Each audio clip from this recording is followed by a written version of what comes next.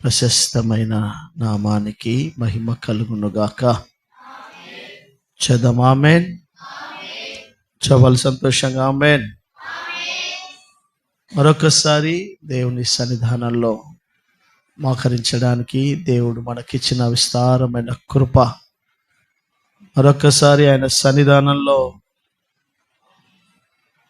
మోకరించి ఆయనను స్తుతించి ఆయనను ఘనపరిచి ఆయనను ఆరాధించే ఒక గొప్ప అవకాశాన్ని దేవుడు మన ఎడల చూపిన గొప్ప అవకాశాన్ని బట్టి, ఇచ్చిన గొప్ప భాగ్యాన్ని బట్టి ఆయన నామానికి మహిమ కలుగునుగాక.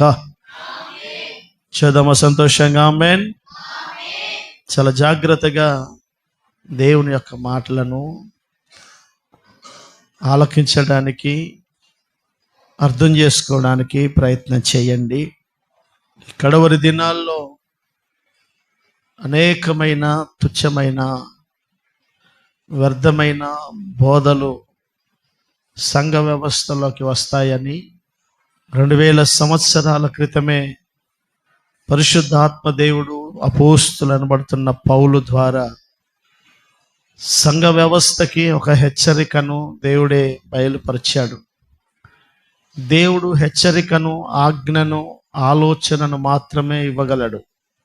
నువ్వు దాన్ని అంగీకరించి, దాన్ని ఆలోచించి, దాని ప్రకారం నడవాల్సినదంతా మనమే చేయాలి. హల్లెలూయా. అది తిను, అది తినకు అని చెప్తాడు. ఇలా చేయి, ఇలా చేయకు అని చెప్తాడు. ఇలా జరగబోతాయి, జాగ్రత్త అని చెప్తాడు. దేవుడు తన బిడలకు ఆలోచనకర్తగా సలహాలు ఇస్తూ భవిష్యత్తు యొక్క సంకల్పాలు బయలుపరుస్తూ వస్తాడు. కానీ చేయడం, చేయకపోవడం, వినడం, వినకపోవడం ఒక మానవుడి మీదనే ఆధారపడి ఉంటుంది. అయితే సత్యం ఒకటి, ఏం చేస్తున్నామో దాని పరివసనాలే రేపు భవిష్యత్తులో మనం అనుభవిస్తాం. ఏ మనిషి అయినా ఏం విత్తుతున్నామో ఆ పంటనే ఖచ్చితంగా కోస్తాం. హల్లెలూయా. కనుక దేవుని సంఘముగా ఈ కడవరి దినాల్లో బహు జాగ్రత్తగా మన ఆత్మీయతను మనం కాపాడుకోగలిగితే తప్ప రేపు ప్రభు రాకడలో నిలబడలేము అన్న సంగతి మనం గుర్తెరగాలి.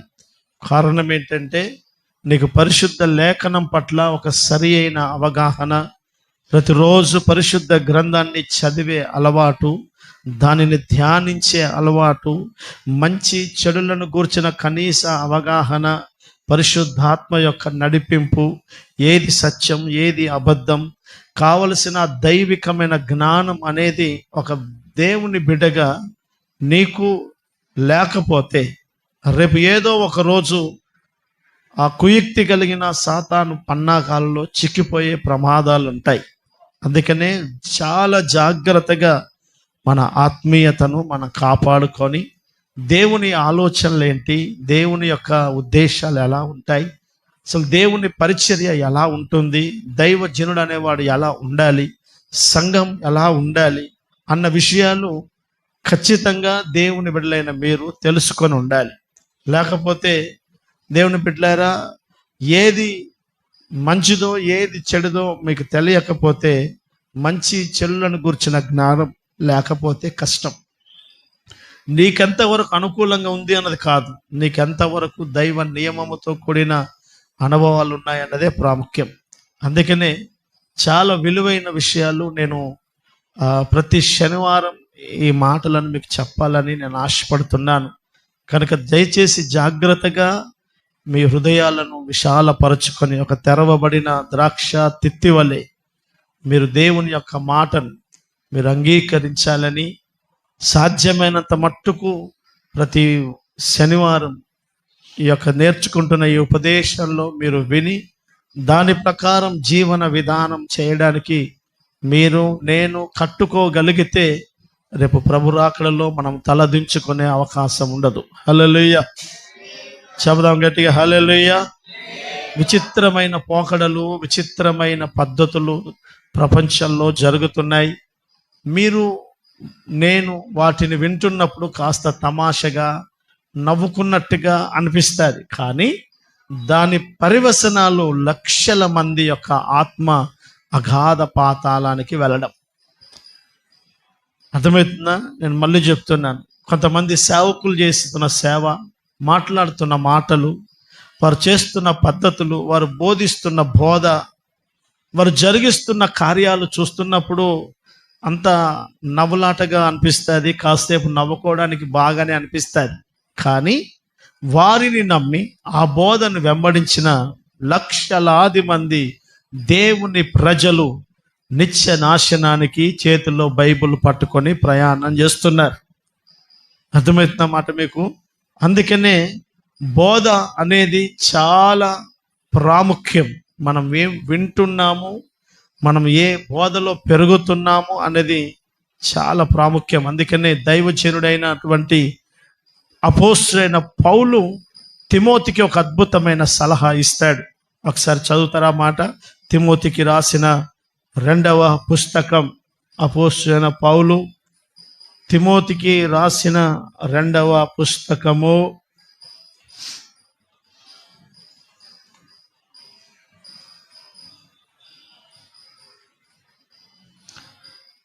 3వ అధ్యాయం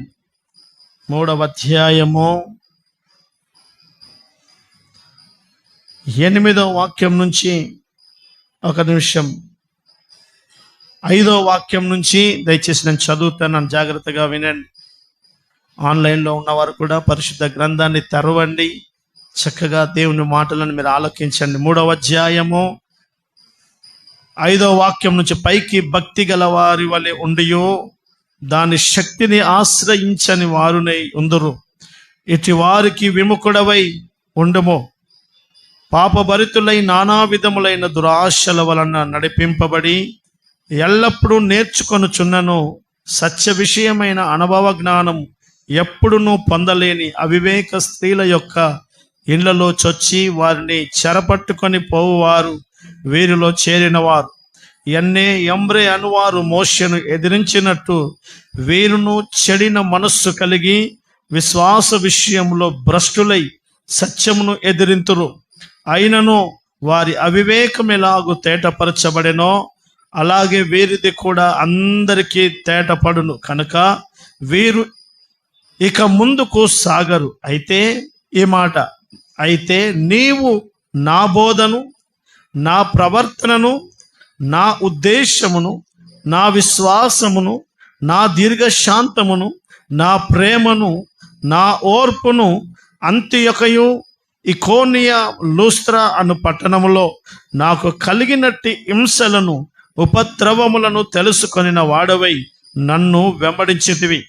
అట్టి హింసలను సహించితివి, కానీ వాటన్నిటిలో ప్రభువు నన్ను తప్పించెను. క్రీస్తునందు సద్భక్తితో బ్రతకనుద్దేశించు వారందరూ హింస పొందుదురు. అయితే దుర్జనులను, వంచకులను, ఇతరులను మోసపరచుచు తామును మోసపోవచ్చు అంతకంతకు చెడిపోదురు. క్రీస్తు యేసునందుంచవలసిన విశ్వాసము ద్వారా రక్షణార్థమైన జ్ఞానము నీకు కలిగించుటకు శక్తి గల పరిశుద్ధ లేఖనములను బాల్యము నుండి నీవు వెరుగుదువు గనక నీవు నేర్చుకొని రుడి అని తెలుసుకొన్నవి ఎవరి వలన నేర్చుకొంటివో ఆ సంగతి తెలుసుకొని వాటి యందు నిలకడగా ఉండుమో. హల్లెలూయా. చదువు హుషారుగా హల్లెలూయా. నీవు ఎవరి వలన నేర్చుకున్నావు? ఏం నేర్చుకున్నావు? ఏ బోధలో నువ్వు పెరిగావు? వాటిలో నీవు జాగ్రత్తగా నీ విశ్వాస జీవితాన్ని నిలబెట్టుకో. హల్లెలూయా. ఎందుకంటే అనేకమైన బోధలు, అనేకమైన పరిస్థితులు ప్రపంచ వ్యవస్థను ఇప్పటికే కమ్మేశాయి. ఇంకా రాను రాను రాను రాను భయానకమైనటువంటి పరిస్థితులు సంఘ వ్యవస్థలోకి వస్తాయి. ప్రభు ముందే చెప్పాడు, వస్తాయి, దుర్మార్గమైన బోధలు వస్తాయి. ఆ బోధలను వెంబడించేవారు, మనం చదివాం, సద్భక్తితో ఒక శ్రేష్టమైన భక్తి చేసే ప్రతి వాడికి శ్రమ, దేవుని బిడ్డలారా, కష్టం, పోరాటాలు తప్పకుండా వస్తాయి. కానీ ఈరోజు కళ్ళు మూసి తెరిసే లోపట ప్రపంచమంతా వాళ్ళ ముందు ఉంచగలిగే బోధలు, అంత అద్భుతమైన ఆనవాళ్ళు చూపిస్తూ ఇది సత్యం అని చెబుతున్న పరిస్థితులు మనం చూస్తున్నాం.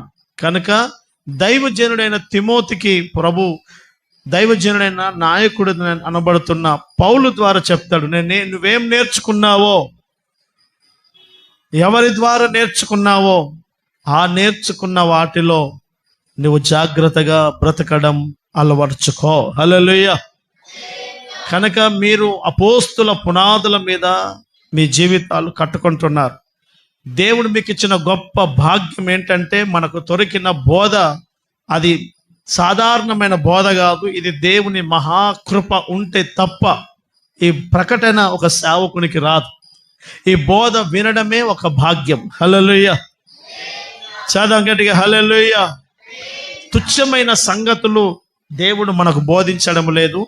విలువైన ఆత్మ సంబంధమైన అనుభవాల గుండా మనలను నడిపించాలని నా ప్రభు ఆశపడుతున్నాడు.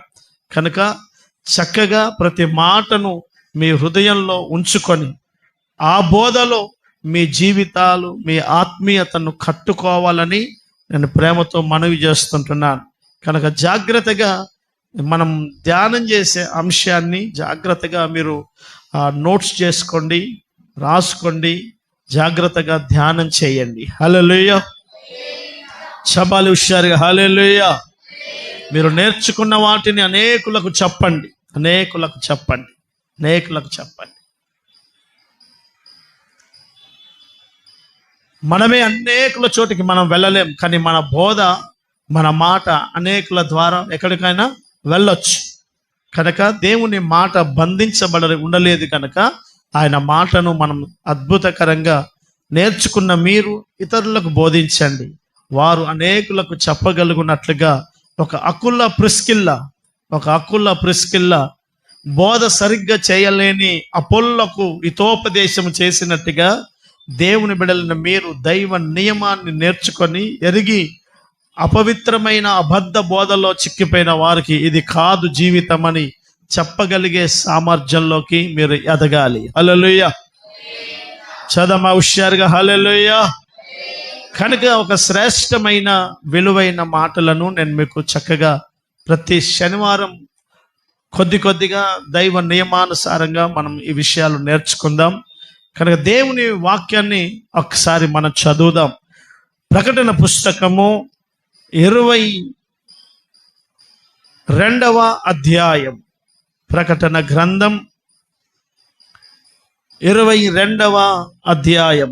పరిశుద్ధ గ్రంథం అంతా తీయండి దయచేసి. ప్రకటన పుస్తకం 22వ అధ్యాయము 14వ వాక్యాన్ని ఒకసారి స్పష్టంగా చదువుదాం. ప్రకటన పుస్తకం 22:14.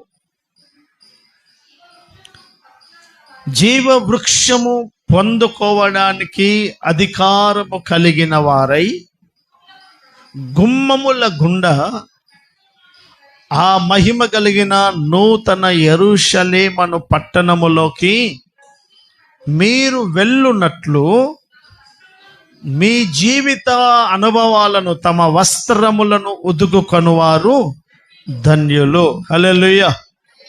చదువుతారు ఒకసారి మాట ఇంగ్లీష్లో.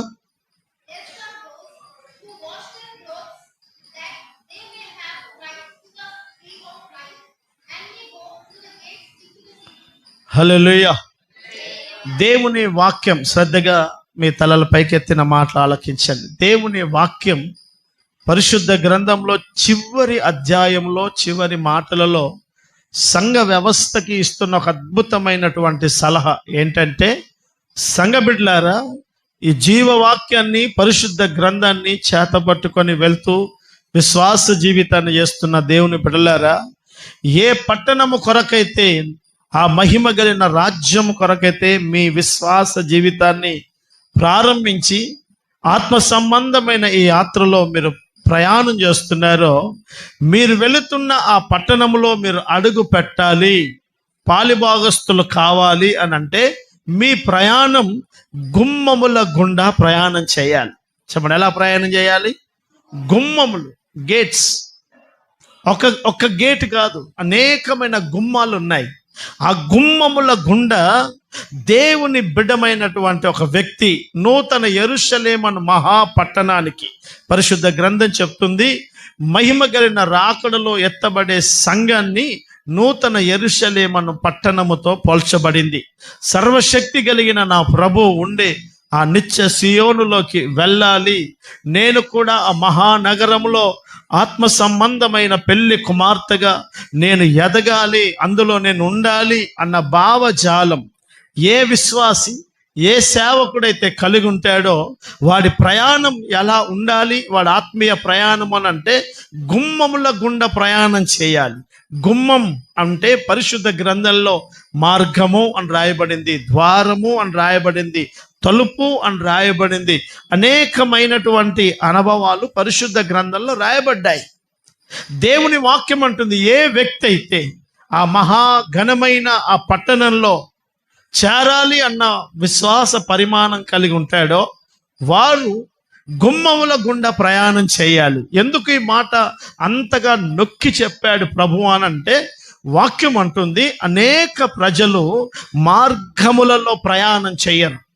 నిర్దేశించబడిన త్రోవలో, దేవుడు నియమించిన కట్టడాల మధ్యలో, దేవుడు నియమించిన పద్ధతుల మధ్యలో వారి ప్రయాణాలు ఉండవు. అందుకనే దేవుని వాక్యం గుమ్మము అంటే ఏంటి, ఎలా ప్రయాణం చేయాలి, అసలు ఎన్ని గుమ్మాలు ఆ మహిమ కలిగిన రాకడకు ఒక వ్యక్తి దాటాలి. బాగా వినండి, పరిశుద్ధ గ్రంథంలో చెప్తుంది, పేతురు గారిని చెరసాల్లో వేశారు. సంఘం ఆసక్తితో ప్రార్థన చేస్తున్నారు. దేవదూత దిగి నిద్రపోతున్న పేతురును లేపి మొదటి గుమ్మము, రెండవ ద్వారము, మూడవ గవిని దాటి విడిచిపెట్టి వెళ్ళిపోయింది. గవిని అని చెప్పబడింది, ద్వారము అని చెప్పబడింది, గేట్ అని చెప్పబడింది, తలుపులు అని చెప్పబడ్డాయి. పరిశుద్ధ గ్రంథంలో అనేకమైనటువంటి ఆ ప్రస్తావన మనం చూస్తాం. దేవుని వాక్యం మనకు నేర్పిస్తున్న పాఠం ఏంటంటే, నేను ఆ మహాఘనమైన సియోనుకి, ఆ సింహాసనానికి నేను ఒక ఆసీనుడిగా నా దేవుని యొద్దకు నేను నిలబడాలి అంటే, ఒక ఉన్నతమైన విశ్వాస జీవితం చేయాలి అని అంటే నిర్దేశించబడిన మార్గములో ఆ గుమ్మముల గుండా నేను ప్రయాణము చేయాలి. హల్లెలూయా, చదమౌషర్ హల్లెలూయా. యెరూషలేము అనబడుతున్న మహాపట్టణానికి సాతానుగాడు, శత్రువు అనేవాడు చేసే పని నేను మీకు చాలా పర్యాయాలు చెప్పాను. మళ్ళీ ఒకసారి మీకు లేఖనంలో గుర్తు చేస్తాను.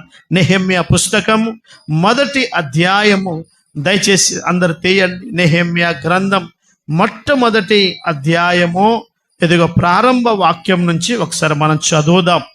అకల్య కుమారుడైన నెహెమ్యా యొక్క చర్యలు. 20వ సంవత్సరములో కిస్లేపు మాసమున నేను షూషాను కోటలో ఉండగా నా సహోదరులలో అనానీయను ఒకడును యూదులలో కొందరును వచ్చిరి. చెరపట్టబడిన శేషములో తప్పించుకొనిన యూదులను గూర్చియు యెరూషలేమును గూర్చియు నేను వారిని అడగగా, వారు చెరపట్టబడిన వారిలో శేషించిన వారు ఆ దేశంలో బహుగా శ్రమను నిందను పొందుచున్నారు. మరియు యెరూషలేము యొక్క ప్రాకారములు పడద్రోయబడినవి, దాని గుమ్మములను అగ్ని చేత కాల్చబడినవని నాతో చెప్పిరి. హల్లెలూయా, చదమ హుషారుగా హల్లెలూయా. శత్రువైనటువంటి బబులోను దేశపు అధికారి అయిన నెబుకద్నెజర్ యెరూషలేమును జేసీబులతో కూలగొట్టలేదు. యెరూషలేము యొక్క పునాదులను పెకిలించలేదు. పునాదులున్నాయి. కానీ వాడు ఏం చేశాడు అని అంటే, ప్రాకారములు కూలగొడతాడు, 2 గుమ్మములను కాల్చివేశాడు. గుమ్మాలు కాల్చబడ్డాయి. యెరూషలేము అలా కనబడుతుంది కానీ కాల్చబడిన గుమ్మాలు ఉన్నాయి. గుమ్మాలు సరిగ్గా లేవు. ఆ కాల్చబడిన గుమ్మాల గుండా పని జరగదు. ఆ కాల్చబడిన గుమ్మాల గుండా ఒక వ్యక్తి ప్రయాణాలు అంటే ఆ మందిరములో చేయవలసిన కార్యక్రమాలు చేయలేడు. అందుకనే దేవుని వాక్యం అంటుంది, గుమ్మములు కాల్చబడిపోతాయి. ఎందుకు? ఆ మహాఘనమైన పట్టణానికి ఒక వ్యక్తి వెళ్ళాల్సిన మార్గమే గుమ్మమై ఉంది కనుక ఆ గుమ్మములో పడద్రోయబడాలి, ఆ గుమ్మాలు కాలిపోవాలి. ఒక వ్యక్తి గుమ్మముల గుండా ప్రయాణం చేయొద్దు. నువ్వు ఎలానైనా ప్రయాణం చేయి. అందుకనే ఈరోజు క్రైస్తవ్యంలో అనేక ప్రజలు ఒక నిర్దేశించబడిన త్రోవలో, ఒక దేవుడు నడిపించిన గుమ్మముల ప్రయాణం చెయ్యరు. వారి సేవ వారికి తోచినట్టు, వారి విశ్వాస యాత్ర వారికి నచ్చినట్టు, వారికి ఇష్టం ఉన్నట్టుగా చేస్తూ వస్తారు. కానీ బైబిల్ అంటుంది, ఏ వ్యక్తి అయితే గుమ్మముల గుండా ప్రయాణం చేస్తాడో వాడే ఆ మహిమ కలిగిన పట్టణమునకు చేరగలడు. హల్లెలూయా. చవాలుషారుగా హల్లెలూయా, హల్లెలూయా. ఆ యొక్క డెఫినేషన్స్ అన్ని నేను మీకు పరిశుద్ధ గ్రంథంలో చూపిస్తాను. వచ్చే వారం నేను మీకు ఒక శ్రేష్టమైన ఫ్లక్స్ తయారు చేసి పెడతాను. ఇంకా ఈజీగా అర్థం కావడానికి బాగుంటుంది. ఏ గుమ్మాలు ఉన్నాయి, ఆ గుమ్మముల యొక్క పేర్లేంటి, వాటి అనుభవాలు ఏంటి, ఈ భూమి మీద నిర్మించబడిన యెరూషలేముకు ఎన్ని గుమ్మాలు ఉన్నాయి, వాటి పేర్లు ఏంటి, ఆ మహిమ కలిగిన రాకడలో ఎత్తబడే నూతన యెరూషలేము అనబడుతున్న ఆ యొక్క పట్టణానికి గుమ్మాలు ఉన్నాయి కదా, అవి ఎన్ని ఉంటాయి, వాటి పేర్లు ఏంటి, వాటి అనుభవాలు ఏంటి, ఏ గుమ్మముల గుండా ఒక వ్యక్తి ప్రయాణం చేస్తున్నప్పుడు ఎలాంటి అనుభవాలు ఉంటాయో మనం స్పష్టంగా ప్రతి శనివారం ఈ పరిశుద్ధాత్మ కనిపెట్టు కూడికలో మనం చాలా లోతుగా ధ్యానం చేస్తాం. హల్లెలూయా. ఏ విధము చేతనైనా నా దేవుడు నన్ను పిలిచిన పిలుపు, ఆ మహాఘనమైన పునాదులు కలిగిన పట్టణానికి నేను, నా ప్రభు నన్ను నడిపించిన గుమ్మముల గుండా నేను ప్రయాణము చేసే సేవకుడనై, మీరు విశ్వాస బిడలై ఉండాలి అనేది ప్రభు యొక్క సంకల్పం. హల్లెలూయా. ఒకవేళ గుమ్మముల గుండా ప్రయాణం చేయకపోతే ఏంటి నష్టం? ఏంటి నష్టం? పరిశుద్ధ గ్రంథంలో అలాంటి అనుభవాలు ఏమున్నాయి? అందుకనే నా ప్రభు స్పష్టంగా మీకు ఒక్కొక్క రెఫరెన్స్ ఇస్తాను, చక్కగా త్వరగా చదివి సహాయం చేయండి. పరిశుద్ధ గ్రంథంలో మనం చదువుతాం. యోహాను సువార్త 10వ అధ్యాయం, 10వ అధ్యాయము, 10వ అధ్యాయం దయచేసి అందరు తీయండి. యోహాను సువార్త 10వ అధ్యాయం 5వ వాక్యం నుంచి ఒకసారి చదువుదాం. యోహాను సువార్త 10వ అధ్యాయము 5వ వాక్యం.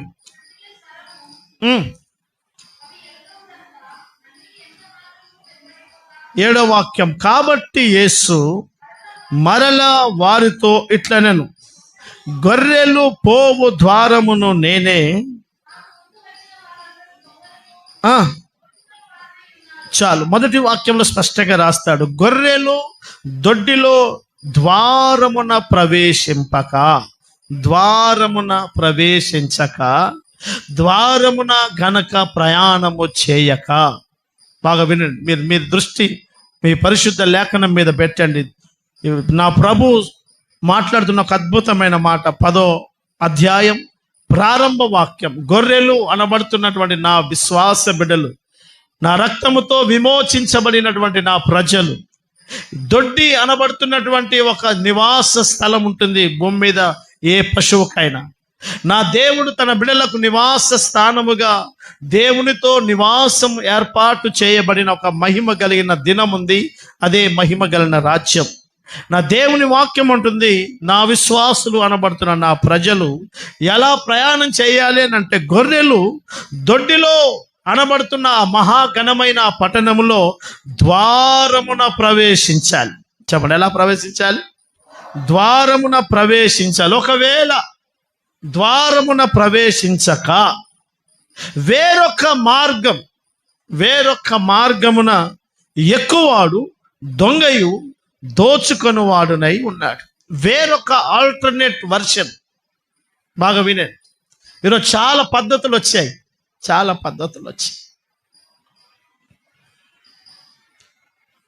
అనేక అనుభవాలు లోకంలో, అనేక పోకడలు చూస్తున్నాం. విచిత్రమైన పద్ధతులు, విచిత్రమైన సిస్టమ్స్. ఎవరెవరో దేవుని సంఘ వ్యవస్థలో ఒక సంవత్సరములో ఎక్కడికో వెళ్ళిపోతున్నారు. అలా వెళ్ళిపోయేది దేవుని సేవ కాదు. బైబిల్ అంటుంది, బండ మీద కట్టబడినట్టుగా ఏ ఇల్లు ఉంటుందో అది దైవ నియమముతో, క్రమముతో ఎదుగుతాయి. ఇస్సాకును దేవుడు ఆశీర్వదిస్తున్నప్పుడు అంచెలంచెలుగా ఆశీర్వదించాడు. అబ్రహాముకు తన వాగ్దానాలు నెరవేర్చడానికి క్రమంగా దేవుడు అభివృద్ధి చేస్తుంటున్నాడు. కళ్ళు మూసి తెరిసే లోపల 2 సంవత్సరాలు ఇంటర్నేషనల్ స్పీకర్ అయ్యాము అని అంటే అలా కుదరదు, అలా జరగదు. అలా జరిగిందని అంటే ఎక్కడో తేడా ఉంది. దైవ నియమముల గుండా వెళ్ళేది కాదు. దేవుని వాక్యం అంటుంది, నా ప్రభు స్పష్టంగా అంటున్నాడు, నా ప్రజలు, నా రక్తములో విమోచించినటువంటి నా బిడ్డలు, గొర్రెలు అనబడుతున్నటువంటి నా ప్రజలు దొడ్డి అనబడుతున్నటువంటి ఆ మహాఘనమైన అంతఃపురానికి వెళ్ళే ప్రతి వ్యక్తి ద్వారములోనే ప్రయాణం చేయాలి. హల్లెలూయా. ఆ ద్వారమే గుమ్మం. అదే దేవుడు నిర్దేశించిన మార్గం. ఆ గుమ్మముల గుండానే ప్రయాణం చేయాలి. ఆ గుమ్మముల గుండా ప్రయాణం చేయకపోతే సమస్య. అందుకనే నా ప్రభు లేఖనం అంటుంది, యెరూషలేము అనబడుతున్న తన సంఘాన్ని, తన ప్రజలను వాడు ఏం చేస్తాడనంటే గుమ్మముల గుండా ప్రయాణం చేయకుండా, ఆ మహిమ కలిగిన అంతఃపురానికి సూచనగా ఉన్న ఆ నూతన యెరూషలేములో చేరకుండా గుమ్మములను కాల్చి, గుమ్మము అనుభవాలను నీ ఎదుట పెట్టకుండా వేరే మార్గంలో నీకు తోచినట్టుగా నచ్చినట్టుగా వెళ్ళడానికి సంఘాన్ని, సేవకులను వాడి పురుకొల్పుతుంటాడు. అందుకే నేను లేఖనం అంటుంది, నెహెమ్యా అంటాడు, యెరూషలేము ఎలా ఉంది, యెరూషలేము ఏ విధంగా ఉంది అని అడిగితే వాళ్ళు అంటారు, అయ్యా యెరూషలేము గుమ్మాలు కాలిపోయాయి. హల్లెలూయా. ఈరోజు చాలా దేవుని ప్రజల జీవితాల్లో గుమ్మం లేదు. తడవులాడుతున్నారు. లోతు సొదొమ గొమొర్రాలో ఉన్నప్పుడు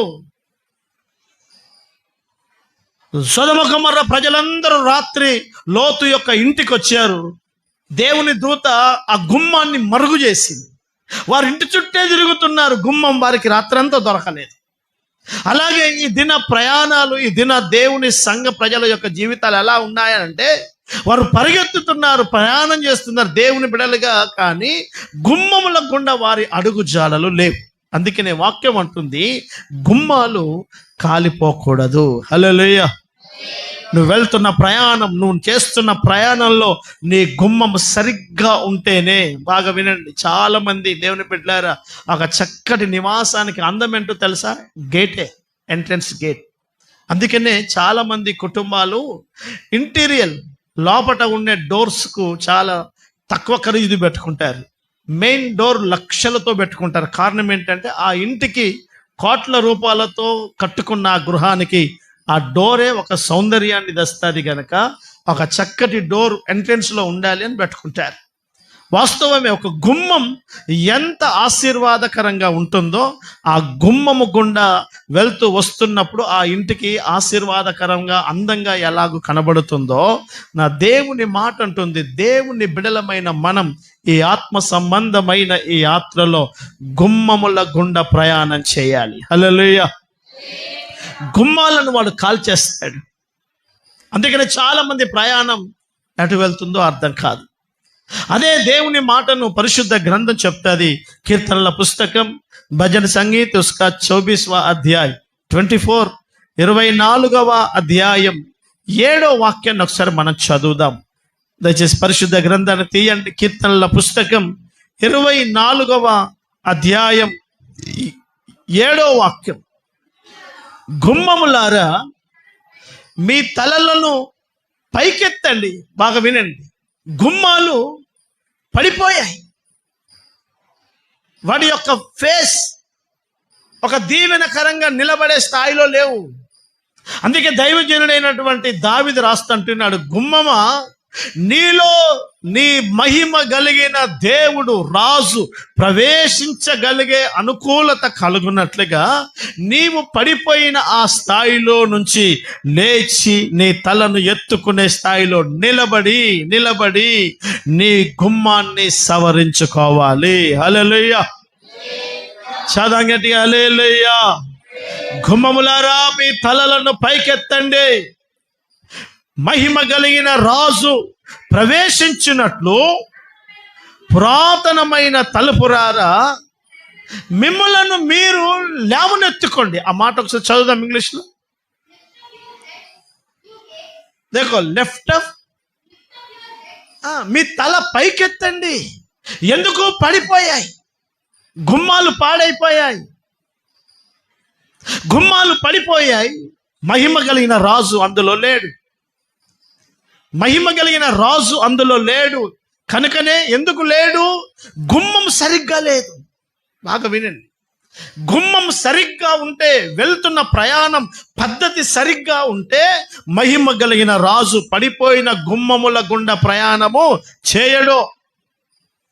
పడిపోయిన జీవితం, చెడిపోయిన ఆత్మీయతలో, పాడైపోయిన అనుభవాల గుండా వెళ్ళే సేవ, విశ్వాస జీవితంలో నీ ముందు నీతో నీ రాజు ఉండడు. అందుకే దేవుని వాక్యం అంటది, నీ మహిమ కలిగిన రాజు నీ అద్భుతమైన జీవితంలో ప్రవేశించినట్లుగా నీ గుమ్మాన్ని పడిపోయిన స్థితిలో నుండి లేవనెత్తుకోవాలి. హల్లెలూయా, హల్లెలూయా. మహిమ కలిగిన రాజు ప్రవేశించినట్లు గుమ్మాలు కాలిపోయి, గుమ్మాలు పడిపోయి ఉంటే కుదరదు. గుమ్మము లేని ప్రయాణం, గుమ్మము లేని ప్రయాణం. బాబేలు కట్టారు, దాని గుమ్మాలేమి లేవు. రాళ్లతో కట్టారు, ఇటుకలతో కట్టారు. రాళ్లతో కాకుండా ఇటుకలతో కట్టారు, అడుసుతో కట్టారు. వాళ్ళు ఏమైనా కడుతున్నారు? మనం అంతఃపురానికి, ఆకాశ శిఖరానికి, ఆకాశం అంటున్నట్టుగా మనం గోపురం కడదామన్నాడు. గోపురానికి దర్వాజాలు లేవు. అట్లా పోతావు గోపురం పైకి? యెహోవా పట్టణాన్ని కడుతున్న ఆ కన్స్ట్రక్షన్ని చూడడానికి దిగి వచ్చాడు. ఈరోజు దేవుని సేవ బాబేలుగా కట్టొద్దు. దేవుని సేవ నూతన యెరూషలేముగా కట్టాలి. హల్లెలూయా. చవాలి గట్టిగా హల్లెలూయా, హల్లెలూయా. గుమ్మాలు ప్రతిష్ఠించబడాలి, గుమ్మములు ప్రతిష్ఠించబడాలి. కామన్గా లోకస్తులు ఇల్లు నిర్మాణం చేస్తున్నప్పుడు దర్వాజా పెట్టేటప్పుడు పరిస్థితి వేరుంటుంది. ఇంట్లో మేస్త్రి అంటాడు, దర్వాజా పెట్టినప్పుడు నాకు కట్నం కావాలంటాడు. ఎందుకు ఇన్ని ఇటుకలు, ఇంత అద్భుతమైన కన్స్ట్రక్షన్ కడుతున్నప్పుడు దీనికి లేని కట్నం ఇక్కడికి ఎందుకు అని అంటే, అది వేరు. ఏం కట్టినా ఎంట్రన్స్ డోర్ నిలబెడుతున్నప్పుడు దాని పరివేశనాలు వేరు. మనం ఎంత అద్భుతమైన కన్స్ట్రక్షన్గా మారినా మనకు గుమ్మములు ఉండాలి. హల్లెలూయా. గుమ్మం అనే అనుభవం, గుమ్మం అనే అనుభవం. బాగా వినండి. నేను విలువైన మాటలు చాలా మనం ఆశీర్వాదకరంగా ఆలోచిస్తాం, ధ్యానం చేద్దాం. దయచేసి జాగ్రత్తగా మీరు ప్రతి మాటను అంగీకరించండి. అక్కడ అంటున్నాడు, నా ప్రభు గుమ్మములు పడిపోయాయి. నెహెమ్యా అంటాడు, గుమ్మాలు కాలిపోయాయి. ఇప్పుడు మళ్ళీ గుమ్మాలను ప్రతిష్ఠించాలి, గుమ్మాలను నూతనపరచాలి. కాలిపోయిన గుమ్మాల గుండా మహిమ కలిగిన రాజు ప్రవేశం చేయలేడు. ఆ రాజు లేని ఆ నగరం రాజనగరం ఎలా మారుతుంది? రాజు లేకుండా ఉండే నగరాన్ని రాజనగరం అని ఎవడన్నాడు? ఆ మహిమ కలిగిన రాజు అందులో ప్రవేశించాలి. ఆయనతో పాటు తన ప్రజలు ఆ దొడ్డి అనబడుతున్న ఆ గుమ్మముల గుండా ప్రయాణం చేసినప్పుడు అదే మహారాజు నగరముగా మారుతుంది. హల్లెలూయా. చబలుషర్ హల్లెలూయా. గుమ్మాలు చెడిపోకూడదు సంఘబిడ్డారా, గుమ్మాలు పడిపోకూడదు, గుమ్మములు కాలిపోకూడదు మన ప్రయాణం. అందుకని అద్భుతమైనటువంటి చివరి మాటగా పరిశుద్ధ గ్రంథం సంఘ వ్యవస్థకు చెప్తున్న మాట, గుమ్మముల గుండా ఆ మహానగరానికి ఎవడైతే తమ అడుగులను వేస్తాడో వాడే ధన్యుడు. హల్లెలూయా. ఎవడు ధన్యుడు? ఎవడు ధన్యుడు? భూమి మీద అదృష్టవంతుడు, ధన్యుడు అని అనడానికి చాలా కారణాలు ఉంటాయి. మంచి కుటుంబమో, మంచి హోదానో, మంచి స్థితిని బట్టి నీకేంట్రా బాబు అదృష్టవంతుడు అంటారు. ఆ అదృష్టము భూమి మీద కొంతకాలమే ఉంటుంది. ఆ అదృష్టాన్ని బట్టి వాడేం భూమి మీద 1000 ఏళ్ళు బతకలేడు. ఆరోగ్యం మంచిగా ఉండి అనారోగ్యం రాకుండా ఏం బతకలేడు. వాని స్థితి మనకి రోగం రాకుండా చెయ్యదు, వాని స్థితి మనకి చావు రాకుండా ఆపదు. భూమి మీద ఒక దరిద్రుడు ఏం అనుభవిస్తాడో వాడు కూడా ఆకలి, దప్పిక, అనారోగ్యాలు, పోరాటాలు అన్ని అనుభవిస్తాడు. మేడ మిద్దెల మీద ఉన్నంత మాత్రాన వాడికి రోగం రాకుండా ఏమీ ఉండదు. మరణ శయ్యము మీద వాడు పడుకోక తప్పదు. ఆ అదృష్టం వానికి దురదృష్టకరంగానే మారుతుంది. కానీ బైబిల్ అంటుంది, ఒక ధన్యమైన జీవితం యెహోవా ఎవడికి దేవుడయ్యాడో వాడు ధన్యుడయ్యాడు. అంత మాత్రమే కాదు, ఆ దేవుణ్ణి అంగీకరించిన తన ప్రజలు అద్భుతమైన నిర్దేశించబడిన మార్గాలు ఎవరికి దొరుకుతాయో, ఎవరు ఆ మార్గాల గుండా ప్రయాణం చేస్తారో, ఆ గుమ్మముల గుండా ప్రయాణం చేసే వారు ధన్యులైతారు. హల్లెలూయా. అలాంటి బోధ కనుమరుగైపోతున్న దినాలు. అలాంటి బోధలు ఈ మధ్యలో కొత్త కొత్త ప్రజలు వస్తున్నారు. వీళ్ళందరూ ఆకాశం నుంచి వచ్చినటువంటి ఏమంటారు వాళ్ళను, అంతరిక్షం నుంచి ఊడిపడ్డ ఏమంటారు వాళ్ళను, ఏలియన్స్ లాగానే ఉన్నారంట. ఎందుకు ఏలియన్స్? వాళ్ళ బోధ వేరుంది, వాళ్ళ పద్ధతులు వేరున్నాయి, వాళ్ళ మాటలు వేరున్నాయి. మనిషి అయితే మన తాతలు ఇలాగే ఉంటారు, మనం కూడా ఇలాగే ఉన్నాం. నిజంగా సేవకుడైతే మన తాతల తరంలో ఏ బోధ జరిగిందో, మన తండ్రుల తరంలో ఏ బోధ జరిగిందో ఇప్పుడు కూడా అదే బోధ జరుగుతుంది. ఇడు ఏలియన్ లాగా ఉన్నాడు. ఎందుకు? కొత్త కొత్త చెప్తున్నాడు. అంత కొత్త కొత్త బోధ, విచిత్రమైన బోధ, విచిత్రమైన మాటలు. అంతా ఒక్కడి హృదయంలోనైనా ఆ మాట విన్నప్పుడు ఆత్మదేవుడు గుండెలను దర్శించి, అర్థమవుతుందండి, ఒక్కడి అంతరంగంలోనైనా నేను తప్పు చేస్తున్నాను, నేను నా దేవునికి ఆయాసకరంగా ఉన్నాను, నేను ఇలా ఉండకూడదు, నేను ఏదో బ్రతుకుతున్నాను అన్న భావజాలం ఈ తరములో ఏ బోధల ద్వారా రావడం లేదు. పరిశుద్ధ గ్రంథంలో కొత్త నిబంధన సంఘంలో మొట్టమొదటి బోధ అపోస్తులైనటువంటి పేతురు ప్రసంగం చేస్తున్నాడు. సంఘ వ్యవస్థలో ప్రారంభపు స్పీచ్ అది. ఇదిగో, మీరు నిజదేవుడైనటువంటి నా ప్రభువును మీరు సిలువ వేశారు, ఆయన రక్షకుడు, ఆయన ప్రతి పాపంను తన శరీరం మీద భరించుకొని మీ కొరకు తన యాగం చేశాడు అని చెప్పినప్పుడు వేల మంది ప్రజలు అంటారు, వారి గుండెలు చీల్చబడి, ఏందట, వారి గుండెలు చీల్చబడ్డాయి. అంటే గుండె పగిలిపోయింది. అయ్యో, నేను ఇంతగా ప్రవర్తించానా, నా ప్రభువుకి నేను ఇంత అన్యాయంగా బతికానా అని చెప్పి వాళ్ళు అడుగుతున్నారు. సహోదరులారా, దైవజనులారా, మీరు చెప్పండి, మేము అయిందేదో అయిపోయింది, నేను ఇప్పుడు ఎలా బతుకుమంటాం, నా జీవితాన్ని నేను ఎలా కొనసాగించమంటాం, నా ప్రభు దృష్టిలో నేను ఎలా యోగ్యంగా బతకాలో చెప్పండి అని చెప్పినప్పుడు పేతురు అంటాడు, జరిగిందేదో జరిగింది, అదంతా దేవుని సంకల్పంలో జరిగింది. అయితే మీరు మారు మనసు పొందండి, మీ పాపాన్ని ఒప్పుకోండి, పరిశుద్ధాత్మతో నింపబడండి అని చెప్తున్నప్పుడు ఎంత అద్భుతకరంగా ప్రజలు తమ జీవితాలు ఒప్పుకున్నారు. ఈరోజు పాపాన్ని ఒప్పుకునే బోధ ఎక్కడిది? ఈరోజు తమ జీవితాల తప్పులను ఎత్తిపెట్టే బోధ ఎక్కడిది? వారు చేస్తున్నది తప్పు, నువ్వు చేసేది క్రమము కాదు అని చెప్పే బోధ మరుగైంది. ఆ బోధను ఎవడు రిసీవ్ చేసుకునే స్థాయిలో లేడు. కారణం ఏంటి అని అంటే ఏలియన్స్ బోధ. అర్థమవుతుందండి? విచిత్రమైన బోధలు. ఆ బోధలు నిన్ను గుమ్మముల గుండా ప్రయాణం జరగనివ్వవు. దేవుని వాక్యం చెప్తుంది, దేవుని బిడ్డలారా, గుమ్మములారా మీ తలలను పైకెత్తండి. హల్లెలూయా. నువ్వు ఒక యెరూషలేముగా మారగలగాలి అని అంటే బాగా వినండి, ఆత్మ సంబంధమైన యెరూషలేము మనమే సంఘం. రేపు ప్రభు రాకడలో మనమే. ఇప్పుడు వాక్యం అంటుంది, యెరూషలేముకు గుమ్మములు ఉన్నట్టుగా నీకు కూడా గుమ్మముల గుండా ప్రయాణం చేసే అనుభవాలు ఉండాలి. హల్లెలూయా. చదముష్టారుగా హల్లెలూయా. సాతానుడు గుమ్మాలు కాలుస్తున్నాడు.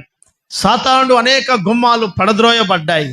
అయితే నా ప్రభు మళ్ళీ అంటున్నాడు, పడిపోయిన గుమ్మాలను దైవజనుడైన నెహెమ్యా ద్వారా తిరిగి ప్రతిష్ఠించినట్లుగా పడిపోయిన గుమ్మాలు మహారాజు అనబడుతున్న నా ప్రభు నీ అద్భుతమైన నీ జీవితంలో ప్రవేశించినట్లుగా నీ గుమ్మాలను నువ్వు సవరించుకోగలిగితే, నువ్వు సరిచేసుకోగలిగితే అందులో నా ప్రభు ప్రవేశించి ఒక అంతఃపురముగా నూతన యెరూషలేము నగరముగా నీవు మారగలము. హల్లెలూయా. చబలుషర్గా హల్లెలూయా. అందుకని దేవుని వాక్యం అంటది, కృతజ్ఞతాస్తుతులు చెల్లించుచు ఆయన గుమ్మములో ప్రవేశించండి. గుమ్మములలో ప్రవేశం జరగాలి ఒక కృతజ్ఞతా భావముతో.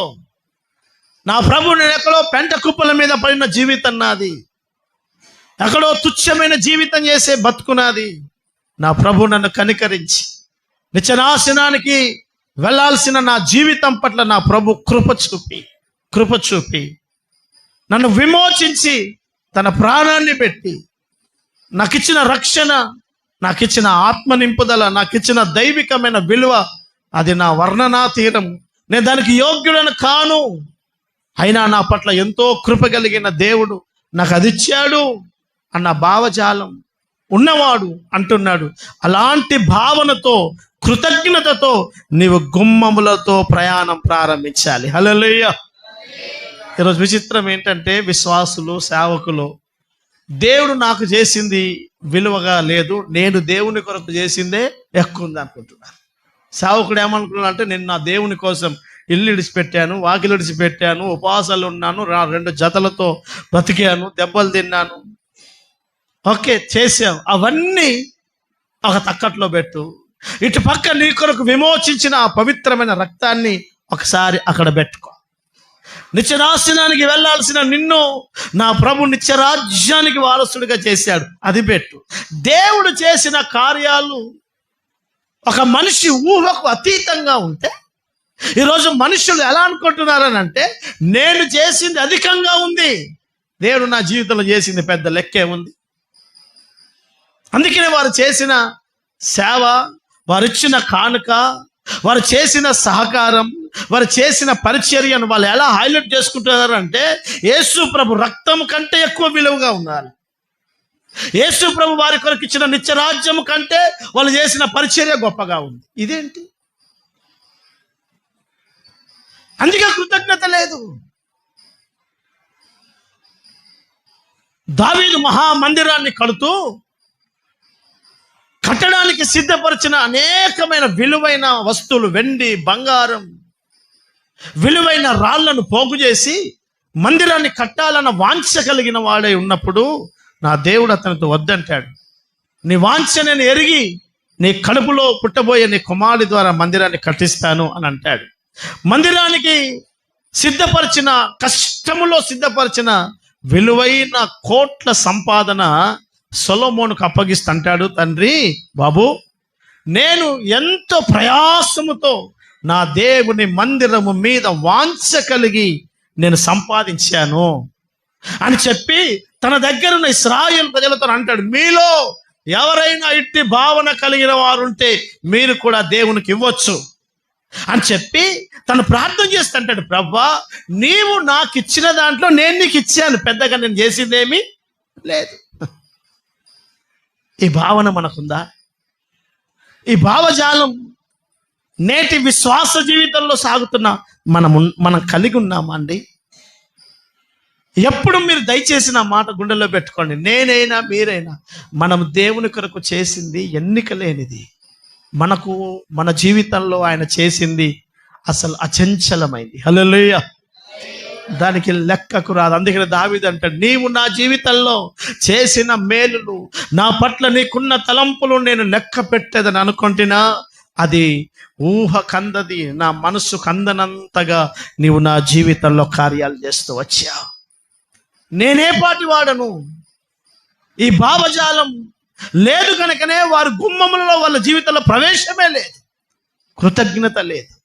దేవుడు నా జీవితంలో చేసిన మేలులు, చావాల్సిన నా జీవితానికి ప్రాణం పోసాడని, ఎక్కడో విలువ లేకుండా నా జీవితానికి విలువిచ్చాడని, ఈరోజు నేను ఏమై ఉన్నానో అది నా దేవుని కృపే. అద్భుతమైన మాట పౌలు అంటాడు, ఒకవేళ క్రీస్తు నాలో లేకపోతే నేను వ్యర్థుడనే. హల్లెలూయా. ఆ మాట అంత అద్భుతకరంగా ఉంటుందో. యేసు క్రీస్తు అనేవాడు నా జీవితంలో లేకపోతే, ఇంగ్లీష్లో చక్కగా ఐఎమ్ నథింగ్ అంటాడు. నేను ఎందుకు పనికిరాను? వాస్తవమే. నా యేసయ్య నాలో లేకపోతే అసలు నన్ను ఎవడో లోకంలో నాకు నమస్తే పెట్టేవాడు కూడా లేడేవాడు. ఇది సత్యం.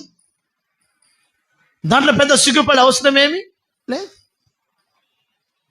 నా ప్రభు నన్ను సేవకుడిగా ఎన్నుకోకపోతే, ఆయన ఆత్మ నా మీద నిలబడకపోతే, నా జీవితంలో కృపా వరములతో దైవికమైన అభిషేకం నా మీద ఆయన గనక తీసేస్తే నేను జీరోనే.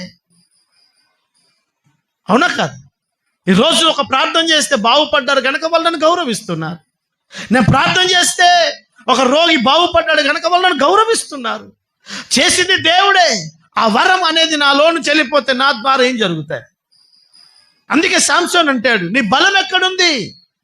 నీ బలం దేంట్లో ఉంది అని దెలీలా మాటికి అడిగితే, నా మీద నా దేవుని నాజీరు వ్రతం ఉంది, అభిషేకం ఉంది.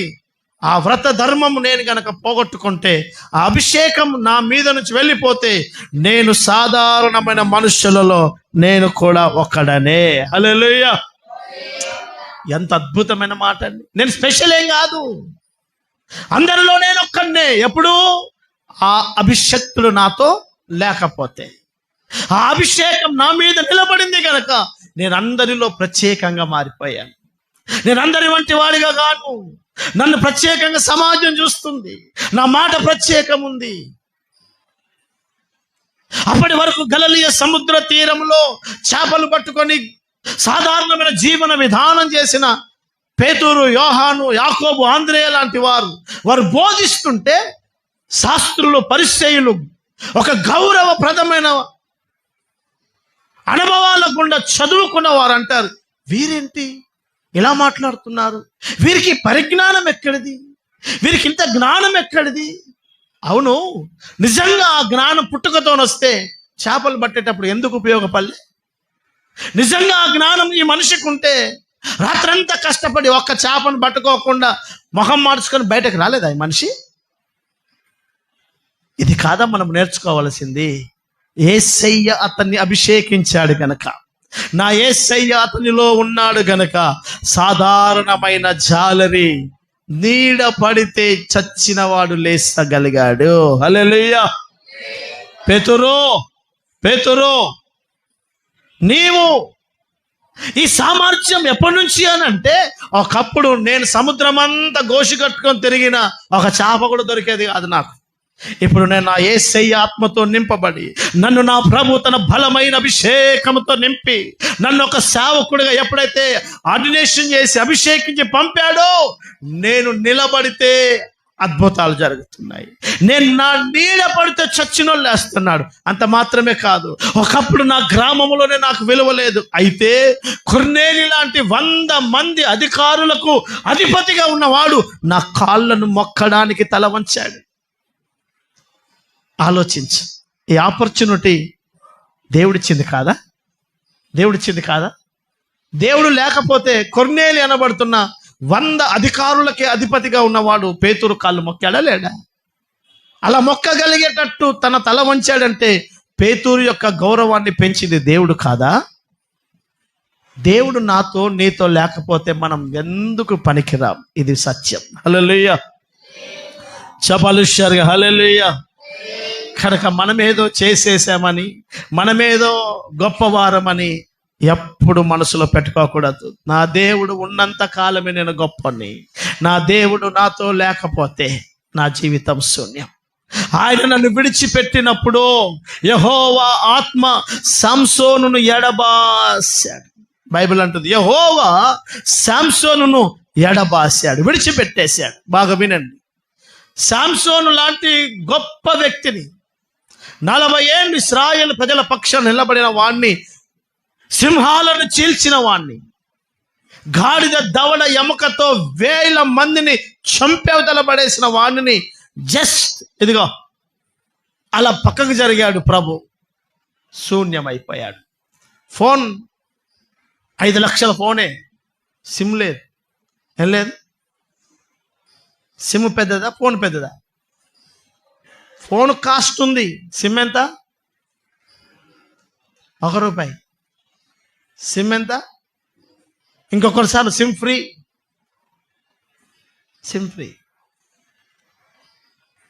దాని విలువ ₹1. కానీ 2-3 లక్షల విలువ కలిగిన ఫోన్ నడవాలంటే అది ఉంటేనే నడుస్తుంది. హల్లెలూయా! నీ చదువు, నీ డిగ్రీలు, నీ ఎడ్యుకేషను, నా దేవుడు గనక నిన్ను జస్ట్ అలా క్షణం పక్కకు జరిగితే శూన్యం. మనం శూన్యం. మన వరాలు పోతాయి, మన ఫలాలు పోతాయి, వాక్చాతుర్యం పోతుంది, దైవ జ్ఞానం పోతుంది, శూన్యంగా మారిపోతావు. శూన్యంగా ఉన్న మనల్ని ఒక అద్భుతమైన వ్యక్తిగా మలిచింది నా దేవుడే. హల్లెలూయా. చదమ గట్టిగా హల్లెలూయా. అందుకని కృతజ్ఞత నా దేవుని హృదయంలో ఉన్న మాట చెప్తున్నాను, వినండి. నీవు ఆయన కొరకు చేసింది శూన్యం, ఆయన మన కొరకు చేసింది మనము వెలకట్టలేనివి. మనం ఎప్పుడు మన జీవితంలో మనం చేసినవి లెక్కనే పెట్టుకోకు. నువ్వేం చేయలేదు. హల్లెలూయా. నేనేమై ఉన్నానో అది దేవుని కృపే. నన్ను బలపరచు వాని యందే నేను సమస్తము చేయగలను. నన్ను గనక ఆయన బలపరచకపోతే నేనేమి చేయలేను. పరిశుద్ధుల యొక్క జీవన విధానం, వారు ఆలోచించిన విధానం. ఏం చేసుకుంటావు? ఏం చేస్తావు ఆయన లేకపోతే? ఆయన నీతో లేకపోతే ఏం చేస్తావు? నేను అంటున్నాను, ఆయన నాతో లేకపోతే నేను ఏం చేస్తానండి? ఏం చేయను. నేను శూన్యం. ఆయన నాతో ఉంటే నేనేమైనా చేయగలను, ఏమైనా చేయగలను. అందుకే వాక్యం ఉంటుంది, కృతజ్ఞతాస్తుతులు చెల్లిస్తూ గుమ్మములో ప్రవేశించండి. హల్లెలూయా. నీకు గుమ్మం క్రియేట్ కావాలా? ఒక గుమ్మంలో నీ కాలు పడాలా? నీ కృతజ్ఞత ఉండాలి. నీ జీవన విధానంలో దేవుడు చేసిన కార్యాలు నీ గుండెలో ఎప్పుడు ఇమేజ్ అలా ప్రింట్ అయి ఉండాలి. అది ఎప్పుడైతే నీకు లేదో నీ గుమ్మమే లేదు. ఇక నువ్వు అంతఃపురం అనబడుతున్నా ఆ గుమ్మాలు ఒకటి వెనక ఒకటి ఎన్నో గుమ్మాలు దాటాలి. పరిశుద్ధ గ్రంథం అంటే అది 12 గుమ్మాలు ఉన్నాయి. 12 గుమ్మాలు దాటితే నూతన యెరూషలేము పట్టణంలో అడుగు పెడతాం. నీ గుమ్మమే లేదు, ఇక పట్టణం ఏడ? ఆ గుమ్మము ఎవరికి క్రియేట్ అవుతుంది అని అంటే, ఎవడైతే హానర్గా ఉంటాడో, ప్రభా నేనేమై ఉన్నది అది నీ కనికరంతో బతుకుతున్నాను. మీరు ఆలోచించండి, ఈ తరం ప్రజలు ఎలా ఆలోచిస్తారు మీకు తెలియదా? నేను అంత చేశాను సంఘానికి అంటారు, ఇంత చేశాను మందిరానికి అంటారు. దేవుడు నీకు చేసింది ఎప్పుడైనా రాసుకున్నావా? దేవుడు నీ జీవితంలో చేసిన మేలు ఎప్పుడైనా రాసుకున్నావా? మన బలహీనత ఇది, ఆత్మీయత లోపం ఇది. ఆత్మీయంగా ఎదిగిన వాళ్ళు ఆలోచించే విధానాలు వేరుంటాయి.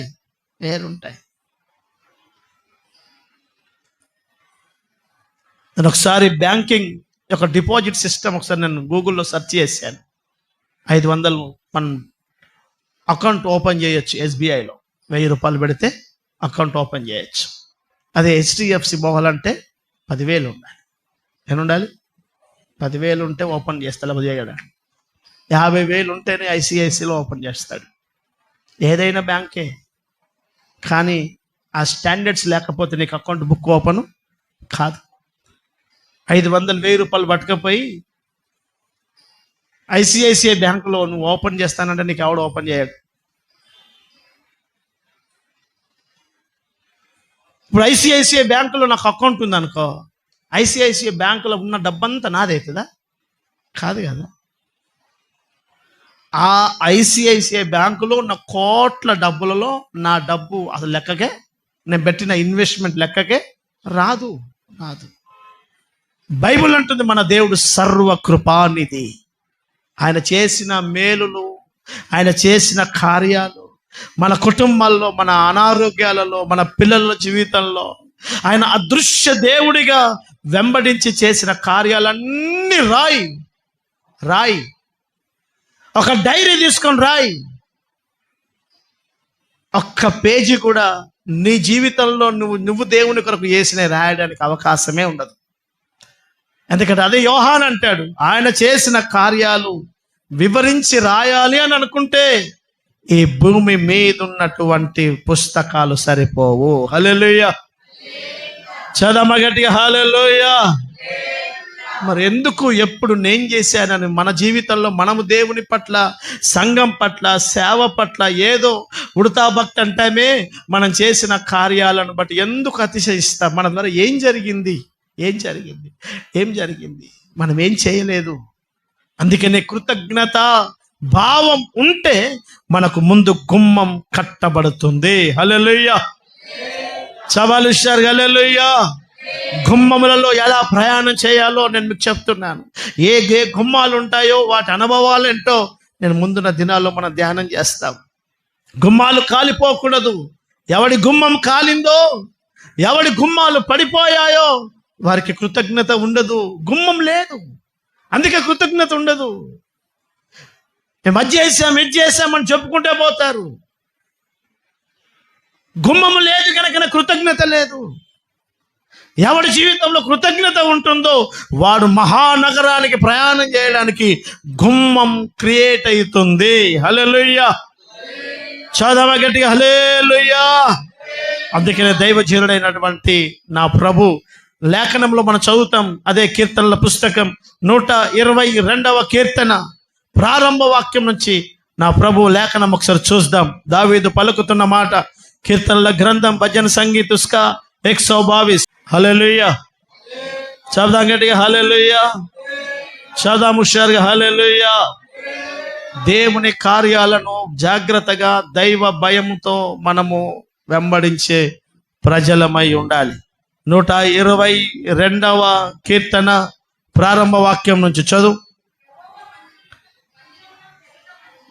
122 మొదటి వాక్యం నుంచి, యెహోవా మందిరమునకు వెళ్ళెదమని జనులు నాతో అనినప్పుడు, ఇదిగో ఈ మాట, యెరూషలేమా మా పాదములు నీ గుమ్మములో నిలిచి ఉన్నవి. ఈ యొక్క మాట చదువు ఇంగ్లీష్లో. సెకండ్ వర్డ్,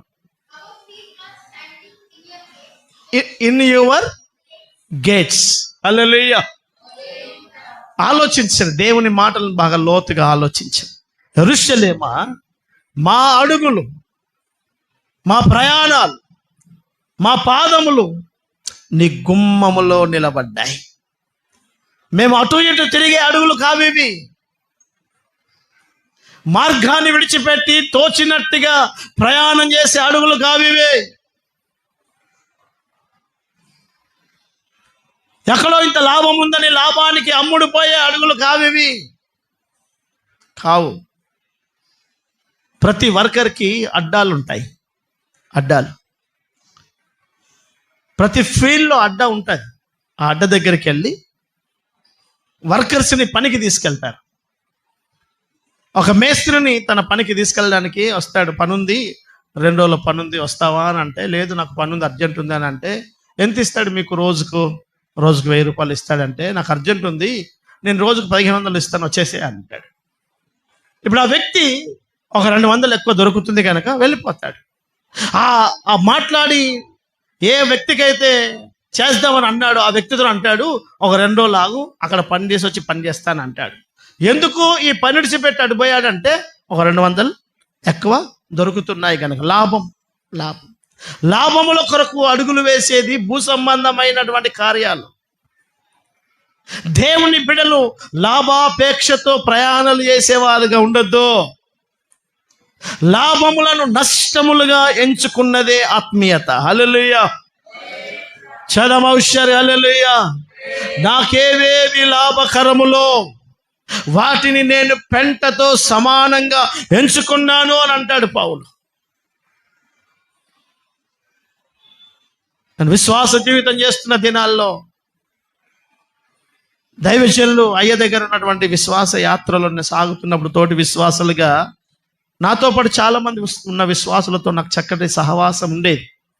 ఉద్యోగస్తులు వాళ్ళ ప్రమోషన్స్ కోసం, వాళ్ళ ప్రమోషన్స్ 3 ఇయర్స్కి 4 ఇయర్స్కి అట్లా వాళ్ళకి ప్రమోషన్స్ గవర్నమెంట్ జాబ్స్లో ఉంటాయి కనుక, ప్రమోషన్స్ పెరిగినప్పుడు వాళ్ళకి ట్రాన్స్ఫర్ అవుతాయి. ప్రమోషన్ పెరిగితే ఇంక్రిమెంట్స్ పెరుగుతాయి, శాలరీ పెరుగుతుంది. ద సేమ్ టైం వాళ్ళ స్థలం మార్పిడి జరుగుతుంది. వాళ్ళు చాలా పర్యాయాలు అయ్య దగ్గరికి వచ్చి అడిగేవారు, అయ్యా మాకు ప్రమోషన్ వచ్చింది కానీ నేను వద్దనుకుంటున్నాను, కారణం నాకు మళ్ళీ సహవాసం దూరం అవుతుందేమో, నా ఆత్మీయత జీవితం పాడవుతుందేమో, నాకు సహవాసం ముఖ్యం, నాకు ప్రమోషన్స్ అవసరమైతే నేను తర్వాత ఎప్పుడైనా చూసుకుంటాను, దగ్గరలో ఎక్కడైనా అవకాశం ఉంటే చూసుకుంటాను, అలాగ చెప్పి తమ బెనిఫిట్స్ని, తమకున్న లాభాలను వారు ఆత్మ సంబంధమైన అనుభవాలలో నష్టములుగా ఎంచిన వారిని నా కళ్ళతో నేను చాలా మందిని చూశాను. ఏ మనిషికైనా ఒక 10,000 ఎక్కువ పెరుగుతుందంటే అవసరమే కదా, అక్కరే కదా, తీరుతాయి కదా, ఇంకెన్నో అవసరతలు తీర్చుకోవచ్చు కదా. కానీ ఈ మనిషి యొక్క ఆత్మీయత ఏంటనంటే, నాకు అక్కడ 10,000 దొరుకుతాయి ఎక్కువ, కానీ నా జీవితంలో నాకు ఈ సహవాసం పోతాదేమో, నాకు ఇంత మంచి సహవాసం మళ్ళీ అక్కడ దొరుకుతుందో దొరకదో, ఈ 10-15 ఏళ్ళు నేను సంపాదించుకున్న ఈ దైవికమైన అనుభవాలు నాకు దొరుకుతాయో లేవో, నేను మళ్ళీ అక్కడ కొత్త వ్యవస్థలోకి వెళ్ళాలి, నేను మళ్ళీ ఇలాంటి ఒక గొప్ప అనుభవాలు, దైవజనులతో ఉన్న సహవాసాలు, ఆత్మీయ బంధాలు నాకు మళ్ళీ దూరం అవుతాయేమో. 10,000 పోతే పోని, నా ఆత్మీయత నాకు ప్రాముఖ్యం అన్న భావజాలాలు కలిగిన కొద్దిమంది ప్రజలు తమ లాభములను నష్టములుగా ఎంచుకున్న వారుగా ఉన్నారు. హల్లెలూయా. చదవ హుషారుగా హల్లెలూయా. అందుకే పౌలు అంటాడు, నాకేవేవి లాభకరములో క్రీస్తు యేసులో ఆయన పునరుత్థాన బలం నేను ఎరుగు నిమిత్తం వాటన్నిటిని నేను పెంటగా ఎంచి నా యేసయ్య కొరకు నేను జీవితం చేయాలని ఆశపడుతున్నాను. ఆత్మీయ యాత్ర లాభాల కోసం చేసేది కాదు, బెనిఫిట్ షోస్ కావు ఇవి. ఈరోజు మహానగరంలో ఆదివారం అందరు ఆరాధనలకు అన్ని సంఘాలకు వెళ్తాయి, కానీ మధ్యలో గురువారం, శుక్రవారం, మంగళవారం వాళ్ళు ఏం చేస్తారనంటే పెద్ద పెద్ద విఐపి స్పీకర్స్ అనుకునే వారు ఒక హాల్ తీసుకొని మీటింగ్ పెడతారు. అంటే ఆ మందిరాలకు అన్నిటికి వెళ్ళే వారందరినీ ఆదివారం ఎట్లాగో మనకు దొరకరు కనుక మధ్యలో అక్కడ మీటింగ్ పెట్టి వాళ్ళందరినీ గ్యాదర్ చేసి కాంటాక్ట్ చేసుకొని వాళ్ళ జీవితాలను ఎటు కాకుండా చేస్తారు. వీళ్ళంతా అవే సభలు ఇంటీరియల్ ప్లేస్లోకి వెళ్ళి చేయరు. కారణం, పట్టణానికి పల్లెకి తేడా ఉంది, లాభాలు ఉండవు. ఒక పల్లె ప్రాంతంలో మనం ఒక సభ పెడితే ఫినాన్షియల్గా మనమే బేరు చేసుకోవాలి, మనమే కష్టపడాలి. అక్కడ మనకు బెనిఫిట్స్ ఏమి ఉండవు, మనం పెట్టిన ఖర్చు కూడా మనకు రాదు. అదే పట్టణంలోనైతే ఇలాంటి కార్యాలు చేస్తే మనకు లాభాలు ఉంటాయి. మన సేవకు లాభం, మన వ్యక్తిత్వ జీవితానికి లాభం. లాభాలతో ముడిపడి సేవ చేసేవాడు వాడెందుకు సేవకుడు అవుతాడు? లాభం కొరకు నేను సేవ చేయాలనుకున్న అవసరం లేదు. లాభాల కోసం నేను బిజినెస్ చేయాలి, లాభాల కోసం నేను వ్యాపారాల్లో దూరాలి, లాభాల కోసం నేను పనులు చేసుకోవాలి. అందులో 10కి తీసుకొచ్చి 20కి అమ్మితే లాభం. ఫీల్డ్ అది కదా. ఈ ఫీల్డ్ లాభంగా నేను ఎందుకు ఎంచాలి? ఈ లాభం కొరకు కాదు, ఈ అనుభవాలు, నా లాభాలన్నీ నేను నష్టంగా ఎంచుకోవాలి. నా కంఫర్ట్ను, నా సంతోషాన్ని, నా సుఖాన్ని, నా సౌఖ్యాన్ని కష్టపడి సంపాదించిన విశ్వాసి కళ్ళ ముందు వెళ్ళిపోతాడు. లాభాలు ఏముండవు, లాభములే నష్టములుగా ఎంచుకొని సాగిపోయేదే ఆత్మీయత. హల్లెలూయా. శబ్దం హుషారుగా హల్లెలూయా, హల్లెలూయా. శబ్దాలు గట్టిగా హల్లెలూయా. గుమ్మములో కాలిపోవద్దు, గుమ్మములో పడిపోవద్దు. గుమ్మము నీకు తెరవబడాలి అని అంటే నీకు కృతజ్ఞత ఉండాలి. గుమ్మములు తెరవబడతాయి, గుమ్మములు క్రియేట్ చేయబడతాయి. అక్కడ అంటున్నాడు, యెరూషలేమా మా పాదములు నీ గుమ్మములలో నిలవబడ్డాయి. మేము గుమ్మములలో నిలబడి ప్రయాణం చేసే సేవకులం. మాకు అలాంటి సేవ నేర్పించారు సేవకులు. ఒక దేవుని బిడ్డగా అపోస్తుల బోధలో నీవు కూడా గుమ్మముల గుండా నీ ఆత్మీయ యాత్ర ప్రయాణం చేయి. ఆత్మీయ యాత్ర ప్రయాణం చేయి. గుమ్మము లేకుండా ప్రయాణం చేయకు. గుమ్మములో వెళ్ళడం కొంచెం ఇరికే, విశాలంగా రోడ్డు మీద ప్రయాణం చేయడం కంఫర్టే, కానీ గుమ్మముల గుండా వెళ్తేనే నువ్వు గమ్యాన్ని చేరతావు. హల్లెలూయా. చదవగట్టి హల్లెలూయా, హల్లెలూయా. ఇంకో మాట నేను మీకు చదివిపించి నేను ప్రార్థన చేస్తాను. ఈ విషయాలు చాలా నెమ్మదిగా, చాలా వివరంగా మనం ధ్యానం చేయాలి. చదువుతా ఇంకో మాట. యెషయా పుస్తకం 24వ అధ్యాయం 10వ వాక్యంలో ఒకసారి చదువుతాం. యెషయా పుస్తక్ उसका 24वां अध्याय 10वां वचन से एक बार पढ़ेंगे. 24వ అధ్యాయం యెషయా పుస్తకం 10వ వాక్యం నుంచి చదువు. నిరాకారమైన పట్టణము చక్కజను ప్రారంభం నుంచి చదువు. నిరాకారమైన పట్టణము నిర్మూలము చేయబడెను, ఎవ్వడు ప్రవేశించకుండా ప్రతి ఇల్లు మూయబడి ఉన్నది. ద్రాక్షారసము లేదని పొలములలో జనులు కేకలు వేయుచున్నారు. సంతోషమంతయు హస్తమించెను. దేశములో సంఘములో ఆనందము లేదు. పట్టణములో పాడు మాత్రము శేషించెను. గుమ్మములు విరగగొట్టబడెను. హల్లెలూయా. చదమసలు చేతుల దృశ్యారు. హల్లెలూయా. 24వ అధ్యాయం చక్కగా రాస్తాడు. 12వ వాక్యం. అదొక సంఘానికి చూచిన పొలములో ద్రాక్ష రసము లేదని పొలములో నీళ్లు పెడుతున్నాయి. పొలము అంటే దేవుని సంఘం, ద్రాక్ష రసం అంటే యేసు రక్తం యొక్క కార్యాలు. పొలములో కన్నీళ్ళే ఉన్నాయి అంటే అర్థమైంది, సంఘంలో ఉన్న వారందరూ బాగా కన్నీటి ప్రార్థన చేస్తున్నాడు కాదు, సంఘం అంతా ఏడ్చేటట్టుగా తయారైంది. ఆనందం, సంతోషం, ఆత్మ సంబంధమైన ఆనందాలు ఏవి లేవు.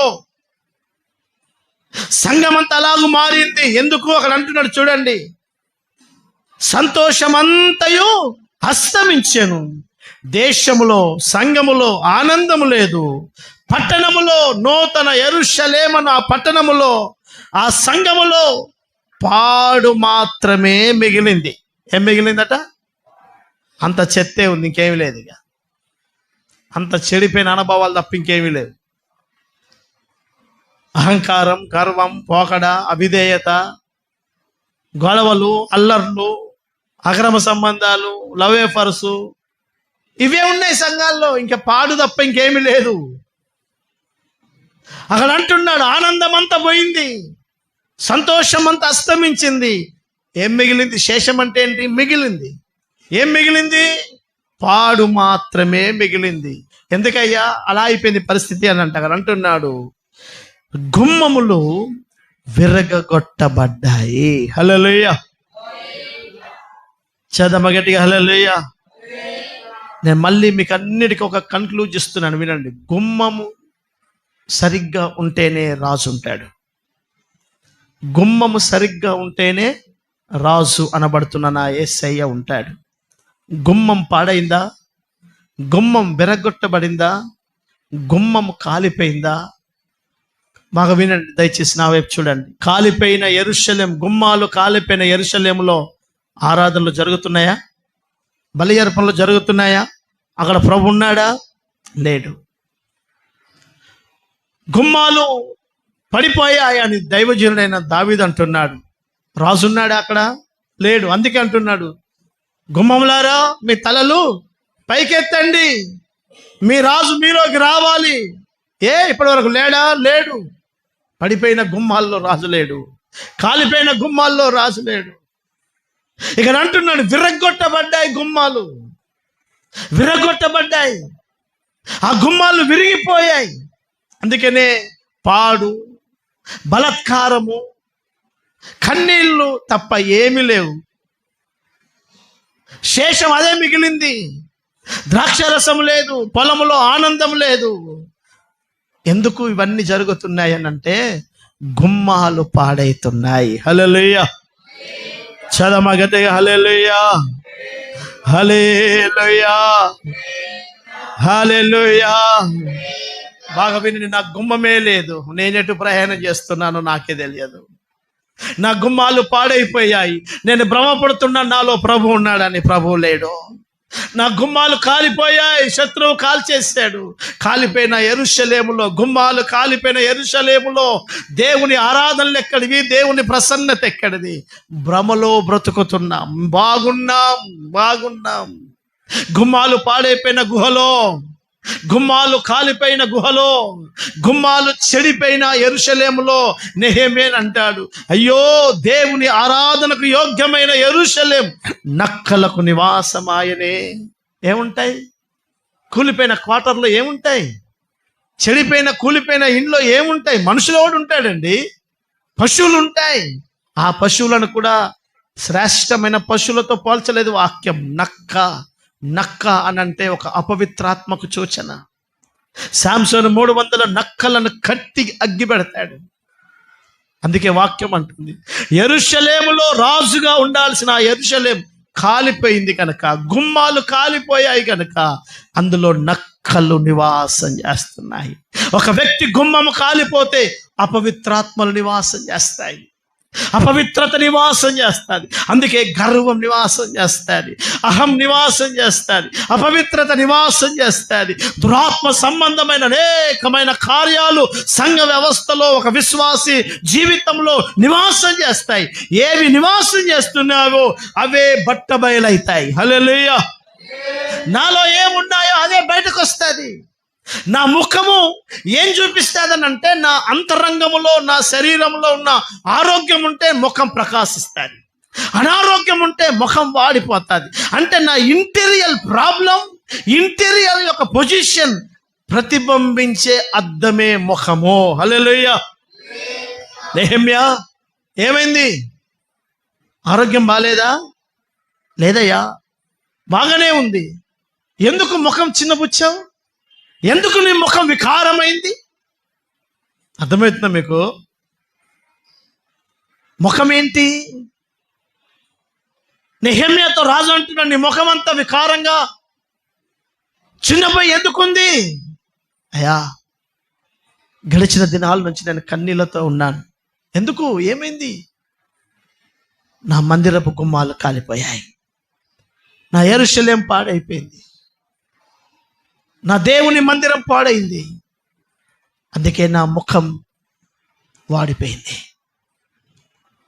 బాగా వినండి, గుమ్మాలు విర్రగొట్టబడ్డాయి. అందుకనే యేసయ్య లేడు చాలా మందిలో. లవోదికీయ సంఘములో యేసయ్య గుమ్మం బయట ఉన్నాడు. ఎక్కడున్నాడు? బాగా వినండి, ఆత్మ సంగతులు చాలా జాగ్రత్తగా వినండి. ఇదిగో, నేను తలుపు నొద్ద నిలబడి, తలుపు అంటే ఏంటి? గుమ్మం కదా. గుమ్మము లోపట ఉండాల్సిన వాడు గుమ్మం బయట ఉన్నాడు. ఇదిగో గుమ్మము బయట, తలుపు ఎదుట నిలబడ్డాను. నీ గుమ్మం విర్రగొట్టబడి కాలిపోయి తలదించుకుని ఎందుకుంటావు? తెరుచుకో, నేను వస్తాను. అందులో గుమ్మముల గుండా నేను వస్తాను. నేను నీవు కలిసి అంతఃపురములోకి ప్రయాణం చేయొచ్చు. హల్లెలూయా, హల్లెలూయా. ఆలోచించి సంఘబిడ్డలారా, మీ ప్రయాణాలు ఎలా చేయాలనుకుంటున్నారు? గుమ్మముల గురించి చాలా వివరణ కలిగిన విషయాలు మనం నేర్చుకుందాం. ఆత్మదేవుడు మనల్ని అలాగూ నడిపించునుగాక. ఆమేన్. దయచేసి మోకరిస్తాం.